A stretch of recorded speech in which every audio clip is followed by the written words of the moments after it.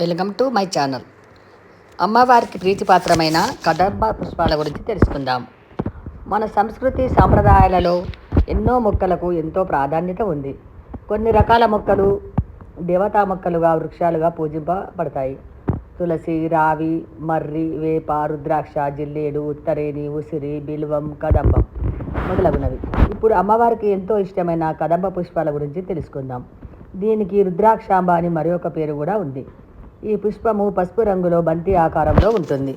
అమ్మవారికి 108 కదంబ పుష్పాలతో మాల సమర్పిస్తే అమ్మ సంతోషిస్తుందని లలిత సహస్రనామాలలో ఉంది. అంతేకాదు, లలిత సహస్రనామాలలో కదంబ వాసిని అని ఒక అమ్మకు నామం కూడా ఉంది. శ్రీకృష్ణ పరమాత్ముడు గోపికల చీరలను దొంగిలించి దాచింది ఈ వృక్షం మీదనే అట. మరి ఈ చెట్టు నుంచి వెలువడే పరిమళాలను ఆస్వాదిస్తూ రాధాకృష్ణులు ప్రేమాయణం సాగించారట.